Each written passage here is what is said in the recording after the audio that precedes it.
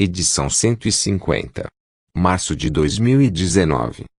Anais da Tragédia Brasileira. A Metástase. O assassinato de Marielle Franco e o avanço das milícias no Rio. Alain de Abreu. No primeiro semestre de 2001, o professor Marcelo Bauman Burgos reuniu 22 alunos do curso de Ciências Sociais da Pontifícia Universidade Católica do Rio de Janeiro para um estudo sociológico na favela Rio das Pedras, na zona oeste da cidade. Pesou na escolha da comunidade, além de seu tamanho 40 mil habitantes na época e 80 mil hoje, o fato de ser uma das poucas da capital fluminense sem narcotraficantes. Isso facilitava o trabalho dos pesquisadores e era motivo de elogios da parte de Burgos. O professor chegou a definir Rio das Pedras como um oásis em meio à barbárie. Em uma cidade marcada pelo recrudescimento da violência urbana, morar em uma favela sem ter que conviver com a sombria presença de traficantes torna-se, compreensivelmente, razão suficiente para aumentar o apego do morador ao lugar, escreveu o sociólogo no livro que trouxe o resultado da pesquisa, A Utopia da Comunidade. Rio das Pedras, uma favela carioca, publicado em 2002.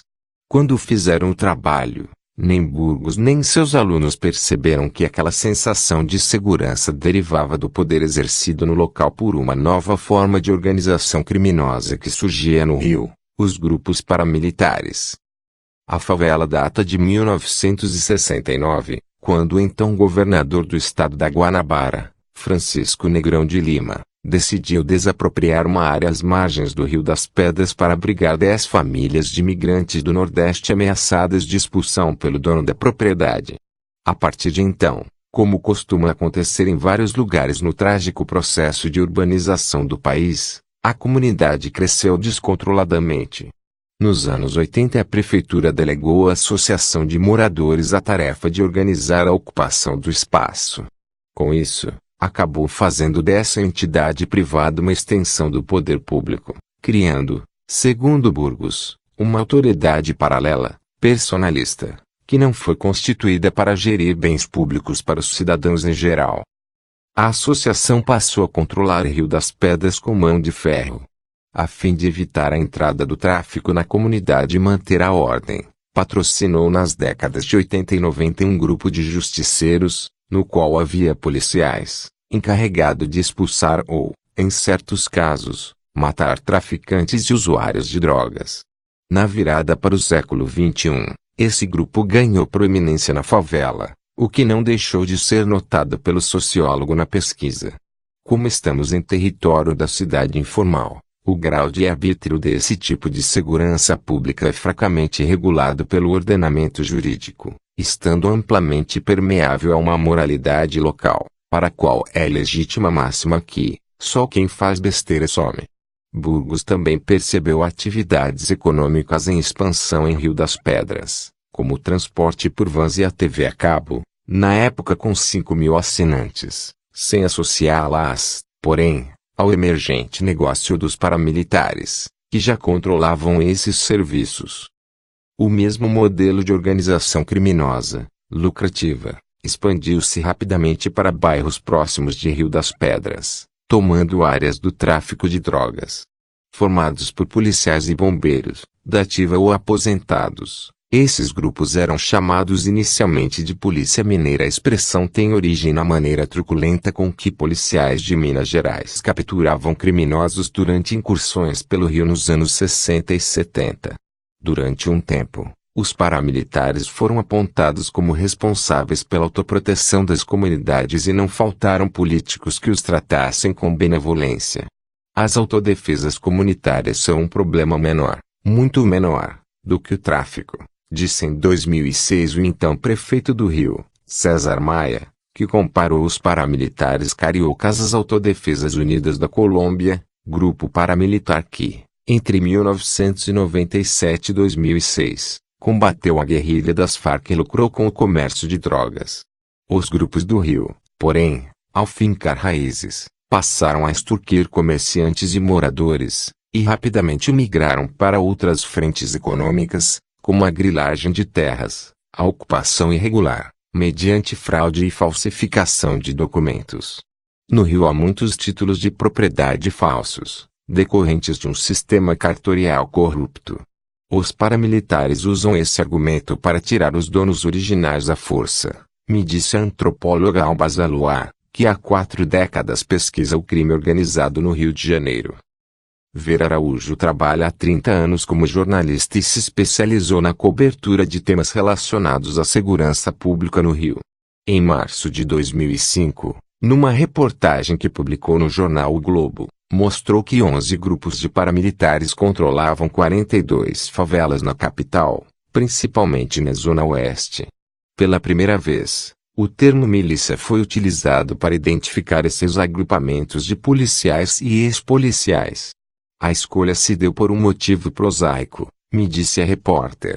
Era uma palavra curta, mais fácil de ser encaixada no título de uma reportagem de jornal do que o termo paramilitares.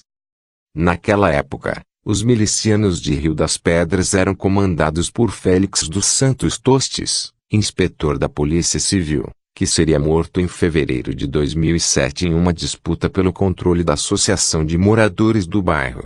No mesmo mês do assassinato, o então deputado estadual Marcelo Freixo propôs uma comissão parlamentar de inquérito para investigar as milícias. Estava no 3º dia de mandato e fui motivo de chacota, recordou o parlamentar do PSOL quando encontrei numa tarde de fevereiro em seu apartamento na Zona Sul. Um ano depois da proposta de Freixo, em 2008, a notícia de que uma repórter, um fotógrafo e um motorista do jornal O Dia haviam sido torturados por milicianos na favela do Batã, em Realengo, reacendeu o tema. Pressionados, os deputados da Assembleia Legislativa do Rio, ALERJ, aprovaram por maioria a instalação da CPI, presidida por Freixo. Durante 5 meses, a comissão ouviu 47 pessoas, incluindo o vereador Josinaldo Francisco da Cruz, o Nadinho, que havia substituído Félix Tostes como chefe da milícia de Rio das Pedras e era suspeito de ser o mandante do assassinato do inspetor. Em depoimento sigiloso, Nadinho decidiu contribuir com a CPI e delatar outros 11 milicianos que agiam na comunidade de Rio das Pedras. Pagaria caro por isso. Foi morto com 10 tiros um ano depois, em 2009. A CPI indiciou 226 pessoas, das quais 25 seriam assassinadas nos 10 anos seguintes. Desde então, Freixo, que foi ameaçado de morte por grupos paramilitares, vive sob escolta policial. A milícia não é o Estado paralelo, é o Estado leiloado, porque transforma o domínio territorial em domínio eleitoral. Por isso elege representantes e dialoga com o poder, define o deputado do PSOL, hoje com 51 anos. As milícias não pararam de crescer na cidade. Atualmente, estão presentes em 88 das 18 comunidades do Rio, de acordo com o Ministério Público.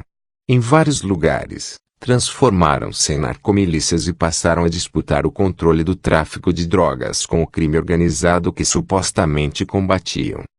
Marielle Franco esteve com Marcelo Freixo na investigação parlamentar contra os milicianos. Por 9 anos, entre 2007 e 2016, a jovem negra criada no Complexo da Maré, um conjunto de 16 favelas onde moram 130 mil pessoas, na Zona Norte, foi assessora de Freixo. Ao mesmo tempo que cursava Ciências Sociais na PUC-Rio, ela coordenava na Assembleia Legislativa a Comissão de Defesa dos Direitos Humanos e Cidadania, presidida pelo deputado. Em 2016, Marielle decidiu concorrer pela primeira vez a um cargo público. Candidatou-se a vereadora pelo PSOL e obteve a 5ª maior votação na cidade, 46 mil votos, a maior parte deles oriundos da Zona Sul. Seu mandato foi marcado pela defesa das mulheres, dos negros e das minorias, e também por duras críticas à violência policial. Mais um homicídio de um jovem que pode estar entrando para a conta da PM. Quantos mais vão precisar morrer para que essa guerra acabe? Escreveu Marielle no Twitter em 13 de março do ano passado, a respeito da morte de um rapaz na favela do Jacarezinho. Na noite do dia seguinte, ela própria seria assassinada no centro do Rio, aos 38 anos de idade. O relógio no painel do carro marcava 21h14. Fazia menos de 10 minutos que Marielle, a sua assessora, Fernanda Chaves, e o motorista Anderson Gomes haviam deixado a Casa das Pretas, na Rua dos Inválidos, no centro da cidade, depois do debate Jovens Negras Movendo as Estruturas, organizado pelo PSOL. Não sou livre enquanto outra mulher for prisioneira, mesmo que as correntes dela sejam diferentes das minhas, disse Marielle no encontro, citando a escritora norte-americana Audre Lorde, negra, feminista e gay, como a vereadora. Vamos que vamos juntas ocupar tudo, concluiu diante do público de pouco mais de 20 mulheres. Foi aplaudida, abriu o sorriso grande que lhe era característico e levantou-se, ajeitando a saia com estampas florais e a blusa azul marinho de alças finas. Na saída, uma amiga convidou para ir a um bar na Lapa. Marielle disse estar cansada e preferiu ir para casa, na Tijuca. Habitualmente, ela embarcava ao lado do motorista, mas naquele dia sentou-se atrás, ao lado da assessora, a bordo de um Agile branco. Nenhum dos três percebeu, mas, assim que o Agile deixou a Rua dos Inválidos, foi seguido por um Chevrolet Cobalt prata. O veículo com placas clonadas estava no local desde as 7 da noite, quando Marielle chegou à Casa das Pretas para o debate. No banco traseiro do Cobalt, um homem segurava uma submetralhadora alemã HKMP5, calibre 9mm, conhecida pela precisão de seus disparos. Quando, às 21h20, o carro com a vereadora dobrou a esquina das ruas Joaquim Palhares e João Paulo e, no bairro do Estácio, ainda no centro, o Cobalt emparelhou com a Agile a uma distância de 2 metros. Do vidro aberto do carro prata, HK disparou 13 tiros entre a porta direita traseira e o fim da lateral do Agile, exatamente no local onde estava Marielle. Atingida por 4 balas no lado direito da cabeça, 2 próximas à orelha, uma perto do olho direito e uma rente à boca, a vereadora morreu instantaneamente. O motorista Anderson Gomes, que estava na linha de tiro, foi atingido por 3 balas nas costas. Soltou um gemido e largou as mãos do volante. Fernanda Chaves, a única a não ser atingida, abaixou-se rapidamente e puxou o freio de mão do veículo. Marielle estava com o corpo seguro pelo cinto de segurança, a cabeça caída para frente, o sangue escorrendo pela nuca. Havia 11 câmeras públicas de vídeo no trajeto feito pelo carro. Misteriosamente, 5 tinham sido desligadas, 1 ou 2 dias antes dos assassinatos. Uma delas, a poucos metros da cena do crime, não grava imagens e serve apenas para contar os veículos que passam pela via. As mortes de Marielle e de Anderson indignaram os cariocas e o país. Na tarde do dia 15, cerca de 50.000 pessoas se aglomeraram em frente à Câmara Municipal para o velório, num ato que misturava dor e protesto.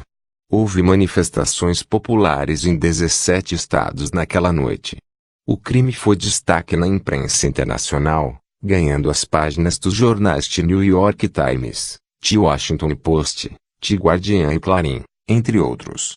O Estado, através dos diversos órgãos competentes, deve garantir uma investigação imediata e rigorosa, cobrou a Anistia Internacional. Não podem restar dúvidas a respeito do contexto, motivação e autora do assassinato de Marielle Franco. 2 dias após o crime, a assessora Fernanda Chaves deixou o Rio de Janeiro às pressas e, em seguida, foi com a família para a Espanha. Só retornou ao Brasil 4 meses depois, em julho do ano passado. Mesmo assim, por segurança, permanece fora do Rio. Freixo, que sempre manteve uma relação muito próxima com a vereadora, afirma que ela não recebeu nenhuma ameaça de morte, inclusive naqueles dias que precederam o assassinato. Toda semana, religiosamente, eu tomava um café com a Marielle. Na terça-feira, 13 de março, véspera do crime, no fim do dia, eu falei com ela pelo telefone e combinamos de ir a Maré no sábado seguinte. Ela estava tranquilíssima. Não tinha a menor ideia de que sua vida corria risco. A segurança pública do Rio de Janeiro estava sob intervenção federal, decretada pelo então presidente Michel Temer em fevereiro, um mês antes da morte de Marielle. Nos dias seguintes ao assassinato, procuradores chegaram a aventar a hipótese de que o atentado fora um recado aos militares que comandavam a intervenção.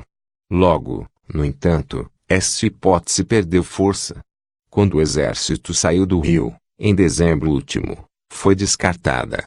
Ficou cada vez mais evidente que o crime era obra de milicianos, e quanto a isso não há mais dúvidas.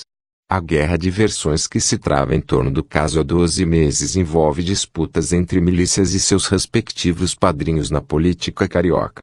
Envolve ainda disputas surdas entre a Polícia Civil, de um lado, e a Polícia Federal e o Ministério Público, de outro.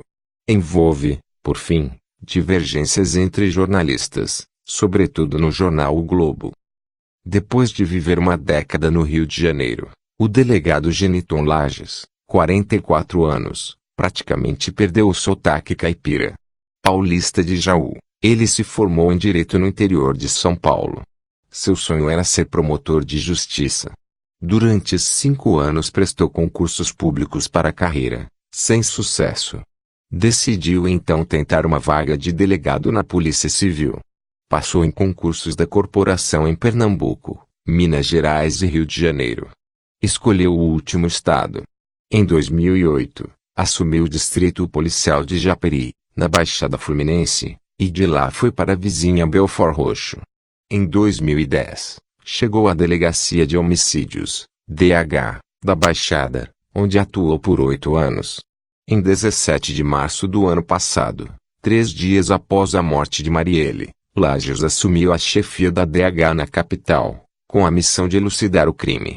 A Delegacia de Homicídios conta com 10 delegados, 22 peritos, 206 agentes e 48 carros. De cada 10 assassinatos ocorridos na capital, esclarece 2, me disse Lages, 2 vezes mais do que a média no estado do Rio, conforme pesquisa do Monitor da Violência.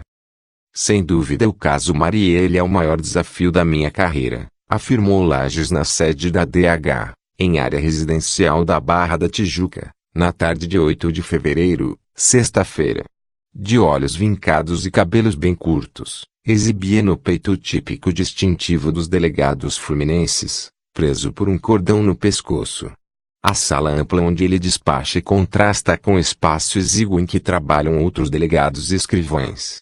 Na mesa em formato de ele repousavam 16 dos mais de 20 volumes do inquérito e 90.100.385/2018, que apura o duplo homicídio. Lages mantém os documentos sob diligente sigilo. Nenhum advogado teve acesso. Qualquer publicidade sobre as investigações pode pôr todo o nosso trabalho a perder, justificou. Conversei com 3 pessoas que tiveram acesso ao inquérito. Os papéis, segundo elas, revelam que faltou foco na ação da polícia nas primeiras semanas de apuração.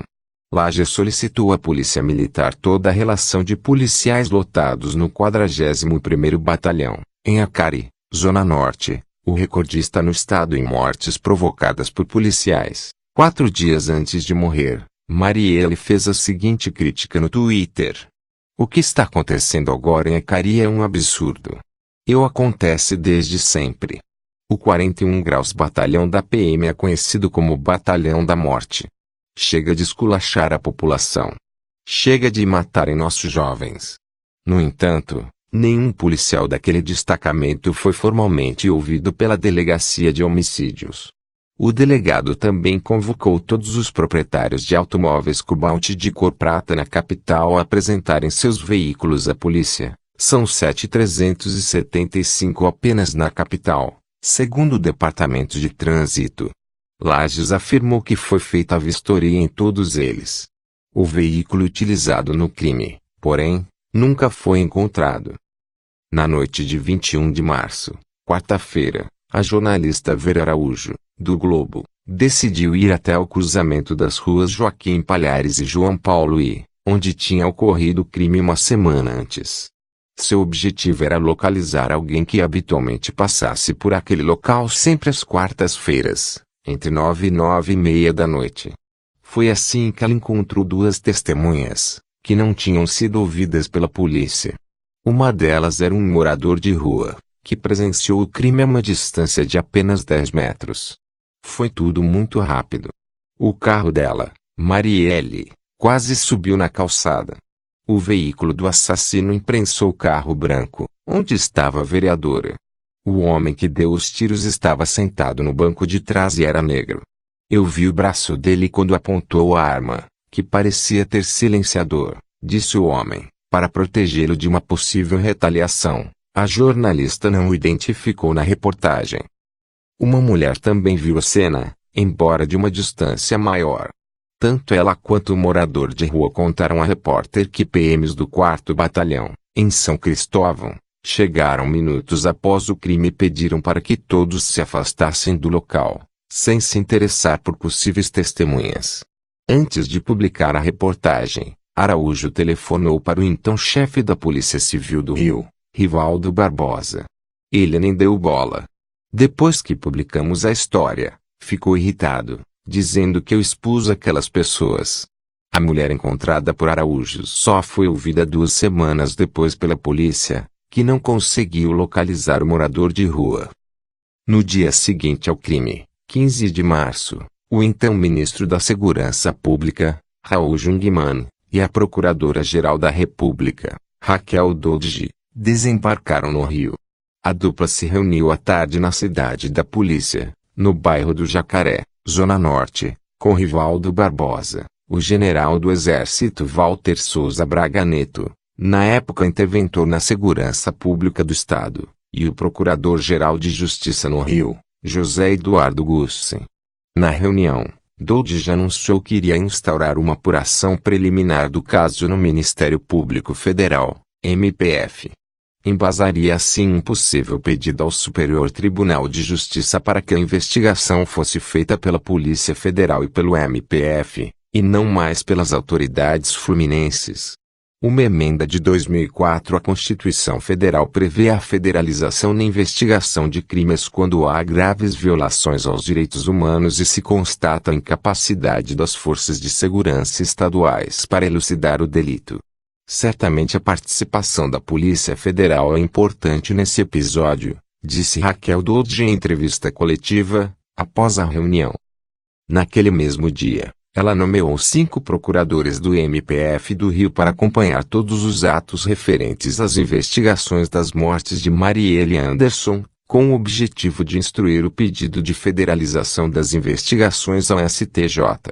O grupo de procuradores, entretanto, só teve tempo de solicitar à Polícia Civil informações sobre a estrutura da Divisão de Homicídios do Rio. Em 21 de março, o Procurador-Geral Gussen ingressou com um pedido no Conselho Nacional do Ministério Público para que a apuração dos procuradores federais fosse suspensa. O Ministério Público do Estado do Rio de Janeiro vê-se surpreendida por uma incompreensível, desproporcional e prematura violência institucional, argumentou. O coordenador do grupo nomeado por Dodge, procurador Marcelo de Figueiredo Freire, rebateu. Esclareço que não houve nenhuma usurpação da atividade conferida ao Ministério Público Estadual. Não houve investigação paralela dos fatos. Em 3 de abril, foi concedida uma liminar proibindo a atuação dos procuradores federais no caso até o julgamento do pedido de Gussen. Em 21 de maio, antes que o caso fosse julgado, Dodge revogou a portaria que designava os 5 procuradores, desistindo de levar adiante a federalização das apurações. Recuou, mas não abandonou o caso. Procuradores do MPF no Rio seguiram enviando a ela relatórios detalhados sobre o andamento das investigações. Um mês após os assassinatos, o repórter Antônio Werneck recebeu na redação do jornal O Globo o telefonema de uma pessoa que disse haver um grande furo à espera dele na Superintendência da Polícia Federal do Rio. Werneck, que trabalha no jornal há 29 anos, especializou-se, como ver Araújo, em investigações na área de segurança pública. Quando o jornalista chegou à PF, encontrou 3 delegados federais. Hélio Cristian Cunha de Almeida, conhecido como HK, Lorenzo Martins Pompilho da Hora e Felício Laterça. HK não tem currículo que se possa admirar. Em 2002, quando trabalhava em Belém, capital do Pará, Foi denunciado pelo MPF por corrupção passiva ao aceitar passagem aérea de um empresário investigado por corrupção pela própria PF. 4 anos depois, já no Rio, HK foi novamente denunciado à Justiça por concussão, extorsão de dinheiro praticada por funcionário público, ao supostamente forjar um inquérito por crime previdenciário contra um empresário carioca e exigir dele R$ 5 milhões para arquivar a investigação. O delegado foi absolvido em primeira instância. Os procuradores recorreram e o TRF da 2ª Região o condenou a 2 anos e meio de prisão por corrupção passiva. Como o crime pelo qual foi condenado, corrupção, difere daquele pelo qual fora denunciado pelos procuradores, concussão, HK conseguiu anular a decisão. Ainda não há data para um novo julgamento. A defesa do delegado garante que vai provar sua inocência. A trinca de delegados apresentou o repórter Werneck ao sargento da PM Rodrigo Jorge Ferreira, que estava ali para fazer uma revelação. Suspeito ele mesmo de ser um miliciano, Ferreira acusava 2 pessoas de terem tramado o assassinato de Marielle. O vereador Marcelo Siciliano, do PHS, e o ex-policial militar Orlando Oliveira de Araújo, que estava preso desde outubro de 2017. Acusado de comandar uma milícia no bairro de Curicica, na Zona Oeste, daí, seu apelido. Orlando de Curicica. Os negócios de Siciliano começaram no final dos anos 90, com a compra e venda de carros. Depois, ele passou a investir no mercado imobiliário em Vargem Grande e em terraplanagem no vizinho, Jacarepaguá. Abriu uma boate na Barra e mergulhou na política. Depois de 2 candidaturas mal-sucedidas, conseguiu se eleger vereador em 2016 com 13,5 mil votos, menos de 1/3 dos conquistados por Marielle. Há fortes indícios do envolvimento do vereador com paramilitares, em escutas telefônicas autorizadas pela Justiça em outro inquérito da Polícia Civil. Ele conversa com um miliciano e se despede com "Te amo, irmão". Uma investigação do Ministério Público constatou que o nome de Siciliano aparece em mais de 80 transações imobiliárias em áreas dominadas por paramilitares.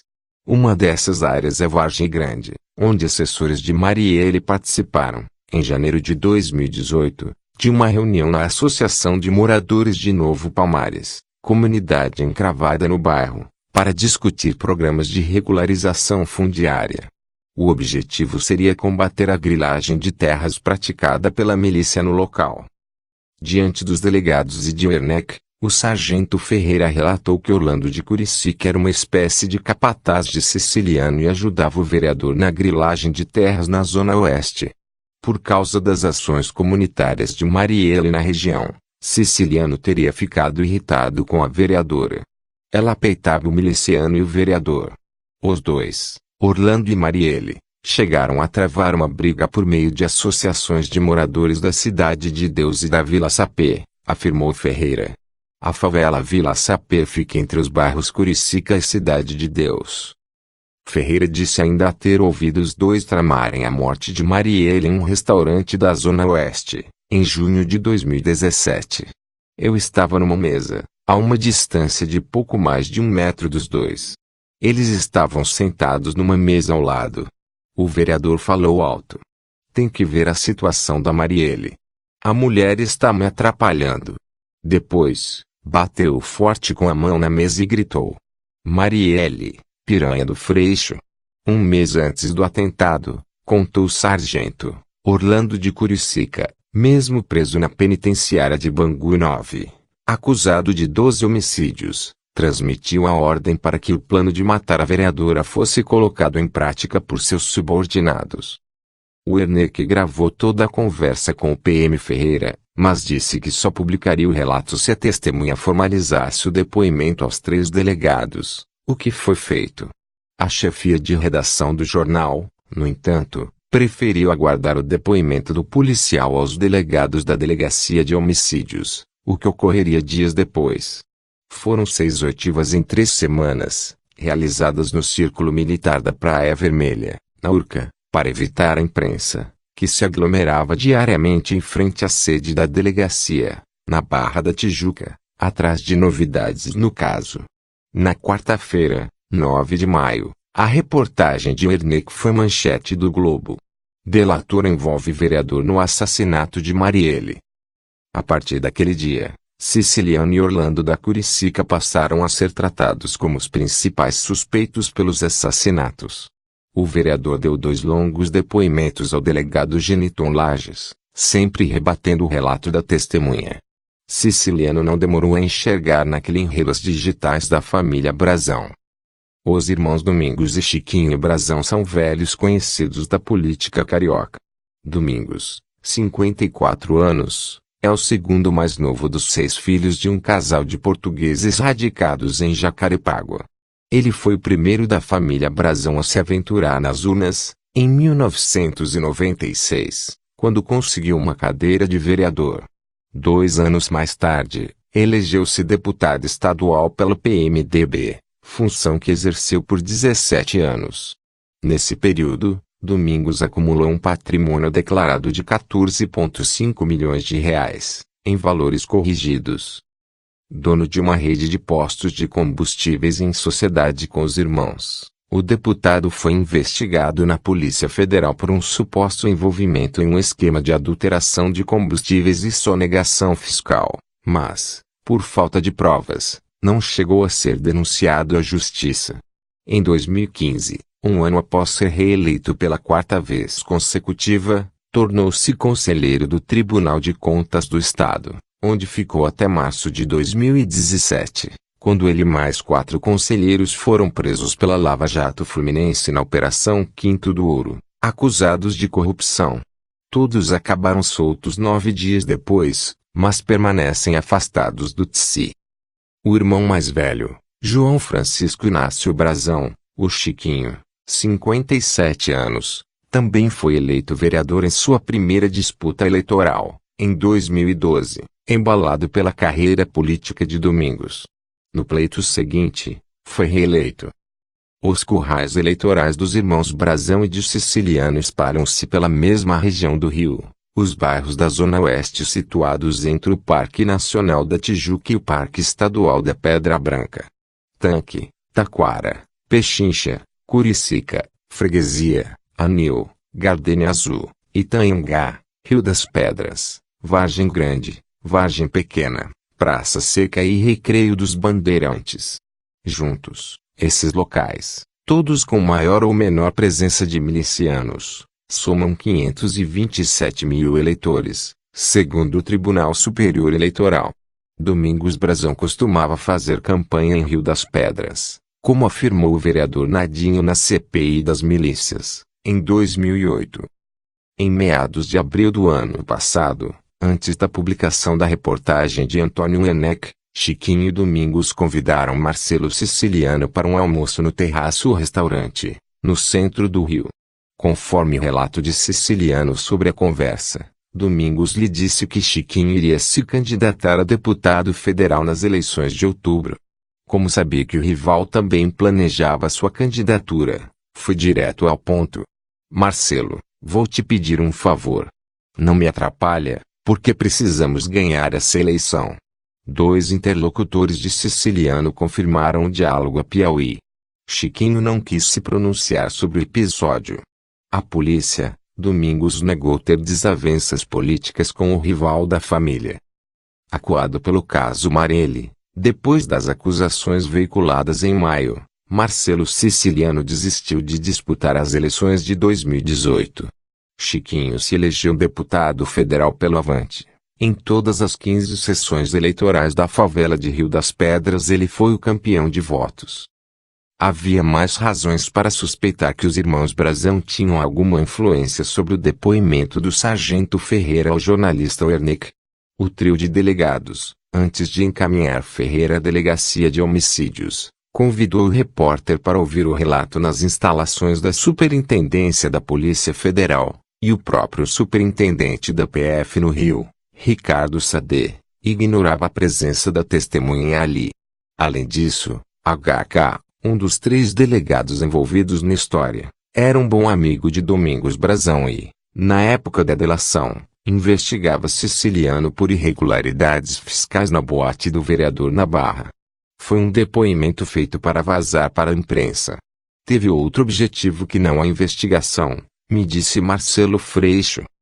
Policiais federais que apuram o caso suspeitam que o delator tenha sido levado até o trio de delegados por Gilberto Ribeiro da Costa, um policial federal aposentado muito próximo de H.K. Lorenzo Pompilho da Hora e que também foi assessor de Domingos Brazão no Tribunal de Contas do Estado.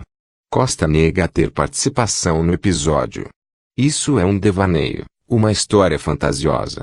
Já prestei depoimento na DH, tudo foi esclarecido. A advogada de Ferreira, Camila Moreira Lima Nogueira, afirmou ter sido ela responsável por levar seu cliente até a PF. Eu não tinha acesso a ninguém da Polícia Civil na PF, também não tinha. Eu fui até lá porque tinha um cliente que conhecia os delegados, me disse por telefone. Menos de uma semana depois da publicação da reportagem de Werneck com acusações do sargento Ferreira contra Siciliano e Orlando de Curicica, o delegado Geniton Lages foi ouvir esse último em Bangu 9. Curicica admitiu ter se encontrado com Siciliano em um restaurante da Zona Oeste, mas disse que se limitou a cumprimentar o vereador. Também negou ter participado das mortes do Marielle. No dia seguinte, o advogado de Curicica convocou a imprensa para apresentar uma carta escrita pelo cliente. No documento, o miliciano identifica nominalmente o PM que o delatou. Até então, os jornais vinham omitindo a identidade dele, e o ataca.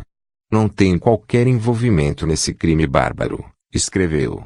O policial Rodrigo Ferreira não tem qualquer credibilidade, haja visto mesmo chefiar as milícias do Morro do Banco, em Itanhangá, Zona Oeste, em conjunto com o tráfico de drogas da região.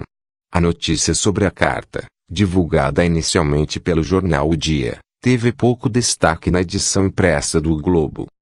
Dizendo-se ameaçado de morte no presídio, Curicica conseguiu ser transferida em 9 de maio para a penitenciária de Bangu 1, de segurança máxima. 40 dias depois foi transferido novamente, dessa vez para o Presídio Federal de Mossoró, no Rio Grande do Norte, também de segurança máxima. Em julho, a Polícia Civil prendeu 2 policiais militares suspeitos de integrar a milícia de Orlando de Curicica. Um deles teria participação nos assassinatos de Marielle e de Anderson. O cerco ao miliciano se fechava cada vez mais. Acuado, ele decidiu contra-atacar. No final de agosto de 2018, Curicica pediu ao juiz Walter Nunes da Silva Júnior, corregedor do Presídio Federal em Mossoró, que o pusesse em contato com o procurador do Ministério Público Federal. Queria falar o que sabia. Por orientação do juiz, o advogado de Curicica formalizou o pedido, e Silva Júnior encaminhou o documento à procuradora Caroline Maciel, coordenadora do Grupo de Direitos do Cidadão da instituição no Rio Grande do Norte. O depoimento de Curicica Maciel durou mais de 1 hora. O conteúdo era explosivo, mas não veio a público naquele momento. Ao retornar de Mossoró, a procuradora transcreveu as palavras do miliciano em um documento e o encaminhou, em sigilo, para a Procuradora-Geral da República, Raquel Dodge. Alguns dias antes, em 19 de agosto, o Globo publicou uma reportagem não assinada que tratava de uma possível ligação entre a morte de Marielle e um grupo de matadores de aluguel formado por milicianos, chamado Escritório do Crime. Pela primeira vez, o grupo era vinculado ao caso. Era uma reviravolta nas investigações. A reportagem dizia que o Escritório do Crime é suspeito de praticar assassinatos por valores que variam entre R$200 mil e R$1 milhão, conforme o perfil da vítima e a complexidade da ação. A fama da gangue viria do fato de não deixar rastros de seus crimes. Uma de suas bases territoriais é justamente a região de Rio das Pedras, por onde passou o Cobalt Prata com os matadores da vereadora do PSOL. O grupo de sicários se formou no início deste século com função de proteger os bicheiros na violenta disputa por territórios. O Ministério Público suspeita que o Escritório do Crime esteja envolvido em pelo menos 19 homicídios não esclarecidos nos últimos 15 anos no Rio de Janeiro. A reportagem do Globo baseava-se no depoimento à Polícia Civil, dias antes, de um integrante do bando que andou pela região onde Marielle e o motorista Anderson foram mortos. Ele havia circulado pelo local minutos antes do crime, como descobriu um rastreamento feito pela polícia em seu celular. A identidade do suposto integrante do escritório do crime foi revelada apenas em janeiro deste ano. Tratava-se do Major Ronald Paulo Alves Pereira. O policial militar, de 43 anos, foi acusado de participar, em 2003, da chamada chacina da Avia Show, na qual 4 jovens, após terem sido sequestrados na saída de uma boate em São João de Meriti, na Baixada Fluminense, foram cruelmente assassinados. Apesar de estar respondendo na justiça pelo crime, o júri está previsto para abril deste ano. Pereira foi promovido de capitão a major alguns anos depois. Quando depôs a respeito do escritório do crime, em agosto último, estava prestes a se tornar coronel, posto mais alto da Polícia Militar. O major é apontado como um dos líderes do escritório do crime, junto com o ex-capitão da PM Adriano Magalhães da Nóbrega, 42 anos. Quando atuava no Batalhão de Operações Policiais Especiais do Rio, o BOPE, Nóbrega tornou-se conhecido por sua habilidade com todo tipo de armas, era atirador de rara precisão, e pela crueldade com que comandava os treinamentos entre o fim dos anos 90 e o início dos anos 2000. Ele batia nos alunos com barra de ferro. Chegou a quebrar o braço de um e a estourar o rim de outro, me disse um policial que atuou no batalhão na época.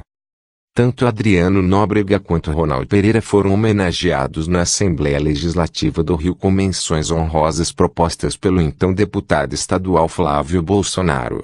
Para justificar a homenagem a Nóbrega, que ocorreu em 2003, Flávio argumentou que o então capitão prestava serviços à sociedade, desempenhando com absoluta presteza e excepcional comportamento nas suas atividades.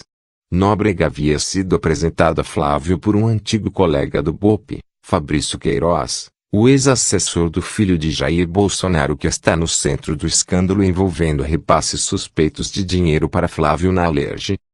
Em 2005, após prender 12 traficantes num morro no Rio, Nóbrega ganhou outra homenagem, também promovida por Flávio. A medalha Tiradentes, a mais alta honraria da Alerj. Quando ainda estava no BOPE, Nóbrega envolveu-se com o jogo do bicho, atuando como segurança, e começou a ser acionado para praticar assassinatos a mando dos chefões da jogatina. Foi preso em 2011 em uma operação policial contra os contraventores e, 3 anos mais tarde, acabou expulso da PM. Isso não impediu Flávio Bolsonaro de empregar a mulher e a mãe do ex-capitão em seu gabinete na Assembleia Legislativa, a primeira desde 2007.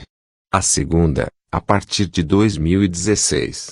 As duas só foram exoneradas em novembro do ano passado, depois que o nome de Nóbrega surgiu nas investigações do caso Marielle. Em janeiro deste ano, depois que a ligação de Flávio com o ex-PM foi revelada pela imprensa, o atual senador divulgou uma nota em que dizia sempre defender agentes de segurança pública, mas atribuiu a nomeação das duas mulheres a uma indicação de Queiroz. Flávio foi o principal cabo eleitoral da campanha de Wilson Witzel, do PSC, ao governo fluminense. O apoio do filho de Bolsonaro catapultou o então desconhecido ex-juiz federal para a vitória no segundo turno, em 28 de outubro.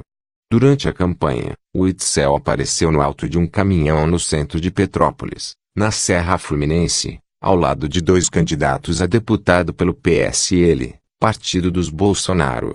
Ambos exibiam orgulhosos uma placa de rua com o nome de Marielle rasgada em 2 pedaços.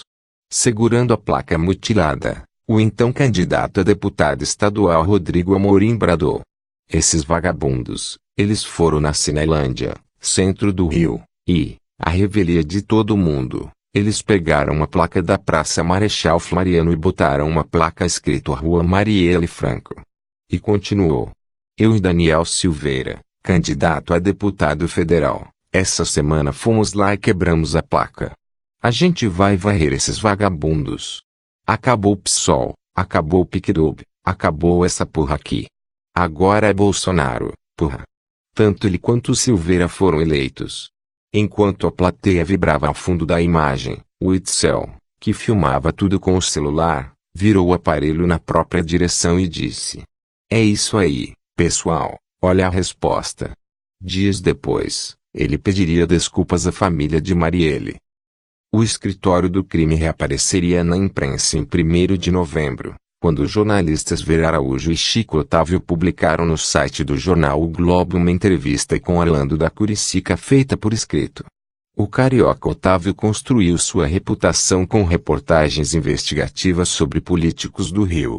Em parceria com Araújo, o repórter havia mergulhado na cobertura do caso Marielle, sem dúvida o maior que já cobri nessa área, ele me disse. Na entrevista de Curicica, realizada na última semana de outubro, o miliciano resumiu o depoimento que tinha dado no final de agosto à procuradora Caroline Maciel, em Mossoró. Disse que a Polícia Civil, incluindo a cúpula da corporação, não investigava o escritório do crime porque recebia propinas do jogo do bicho, ao qual os matadores eram ligados. O que tenho a dizer, ninguém gostaria de ouvir. Existe no Rio hoje um batalhão de assassinos agindo por dinheiro, a maioria oriunda da contravenção. A DH, Delegacia de Homicídios, e o chefe de Polícia Civil, Rivaldo Barbosa, sabem quem são, mas recebem dinheiro de contraventores para não tocar ou direcionar as investigações, criando assim uma rede de proteção para que a contravenção mate quem quiser. Diga, nos últimos anos, qual caso de homicídio teve como alvo de investigação algum contraventor? Questionou o miliciano. Curicica também acusava o delegado Geniton Lages, que deu início às investigações, de pressioná-lo a assumir a autoria da morte de Marielle. No dia 10 de maio, o delegado foi me ouvir, mas já chegou dizendo que tinha ido lá para ouvir eu falar que o siciliano tinha me pedido para matar a vereadora. Eu disse que isso não era verdade. Ele disse: "Fala que o vereador, siciliano, te procurou e você não quis, e outra pessoa fez." Como me recusei, ele disse que ia futucar a minha vida e colocar inquéritos na minha conta, que me mandaria para Mossoró e, de fato, foi o que fez. Mas o tempo todo percebi que eles, os investigadores, estavam perdidos, sem caminho nenhum. Procurado pela Piauí, Barbosa não quis se pronunciar. Na época, por meio de nota, refutou as acusações feitas no jornal. Lages negou ter ameaçado o miliciano. "Palavras o vento leva", me disse o delegado. Os jornalistas Vera Araújo e Chico Otávio, que pretendiam publicar a entrevista de Curicica no jornal impresso que circularia em 2 de novembro, tiveram de antecipá-la no site do Globo ao saberem que o então ministro da Segurança Pública, Raul Jungmann, convocara uma entrevista para o fim da tarde do dia 1º. Em decorrência do depoimento do miliciano ao Ministério Público Federal no Rio Grande do Norte, o ministro anunciou na coletiva a abertura de inquérito na Polícia Federal para investigar uma possível obstrução de justiça por parte da Polícia Civil Fluminense no caso Marielle. A investigação do homicídio de Marielle continua em nível estadual. Continua com Polícia e Ministério Público Estadual.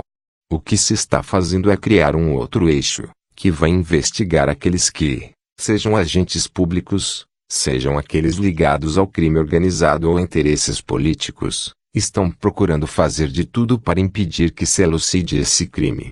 É uma investigação da investigação, afirmou Jungmann aos jornalistas.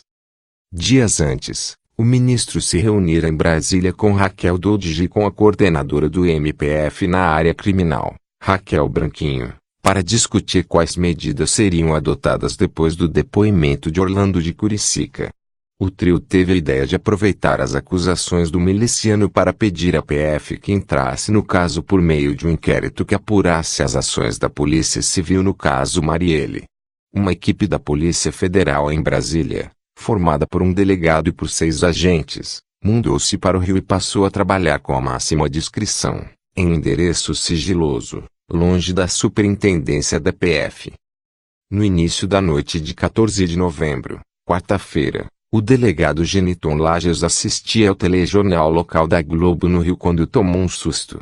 O RJ2 teve acesso com exclusividade ao inquérito que apura as execuções da ex-vereadora Marielle Franco e de seu motorista, Anderson Gomes.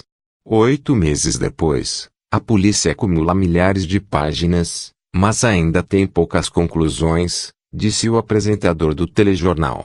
A reportagem afirmava que, apesar de o escritório do crime ser citado no inquérito, até aquele momento a principal linha de investigação da Delegacia de Homicídios ainda apontava para o vereador Marcelo Siciliano e o miliciano Orlando de Curicica. Parte dos papéis, em páginas digitalizadas, havia vazado para o jornalista Leslie Leitão, produtor da TV Globo no Rio, que acompanha o caso Marielle desde o início. Depois de atuar na imprensa como repórter de esportes e de polícia, ele migrou em 2017 para a emissora carioca. Laje supôs que a Globo preparava uma reportagem especial sobre o caso Marielle para o Fantástico do domingo seguinte, dia 18, o que, segundo o Leitão, não estava nos planos da emissora.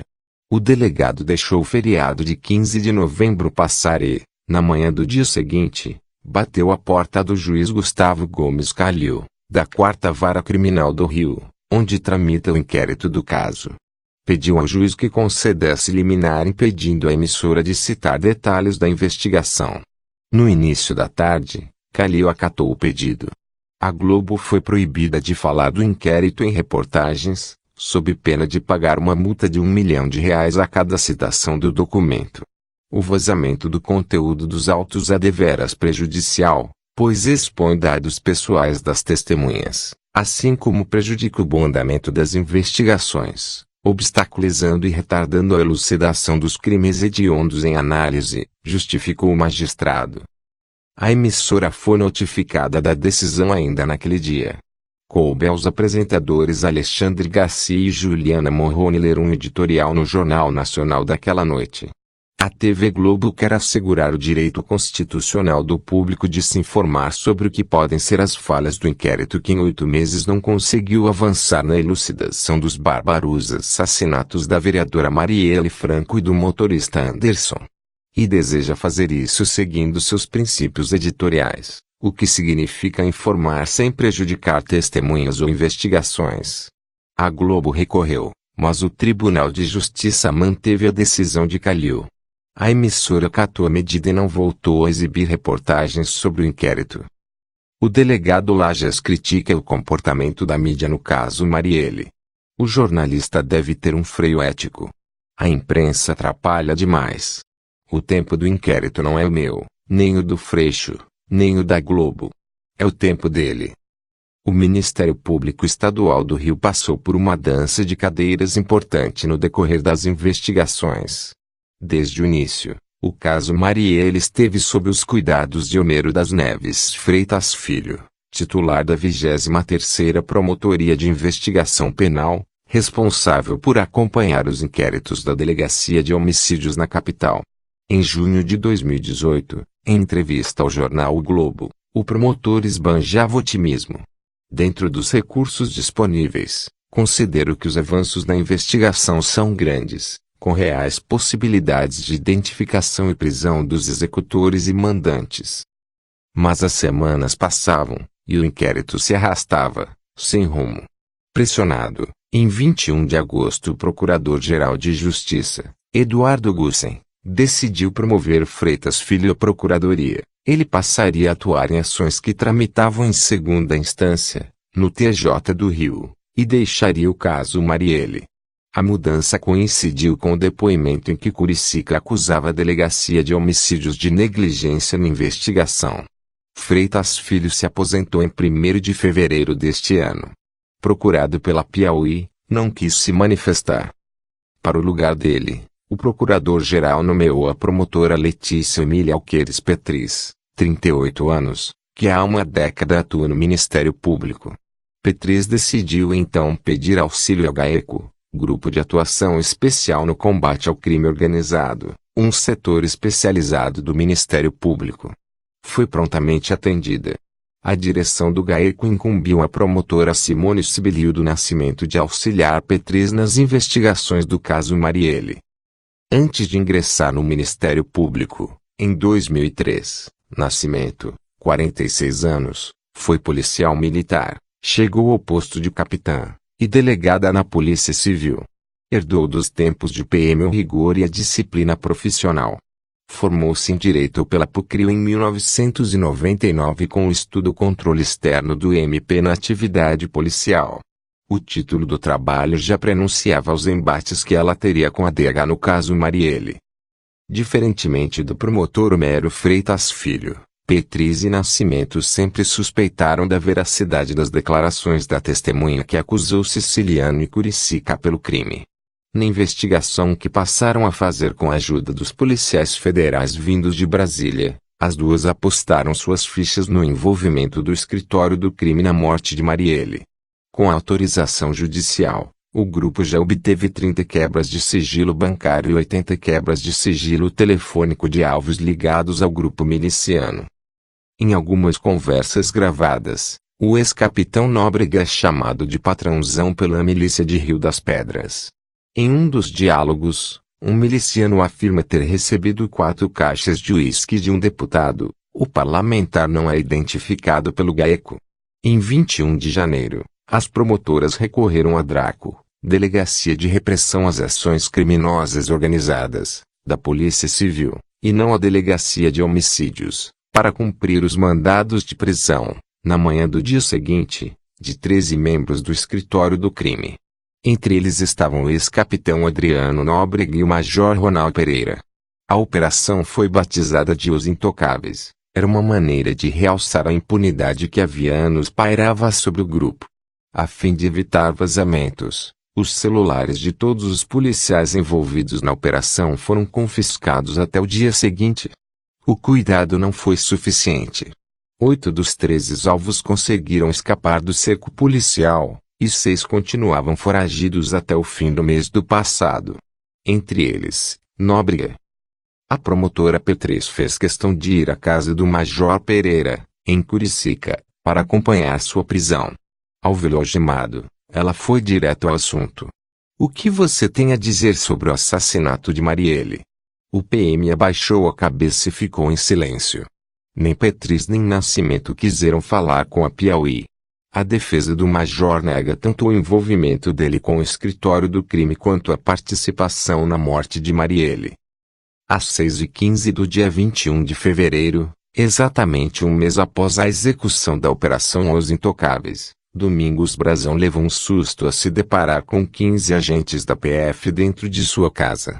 Com uniformes camuflados, capacetes e metralhadoras, eles arrombaram a porta da residência de Brazão, em um condomínio fechado na Barra da Tijuca.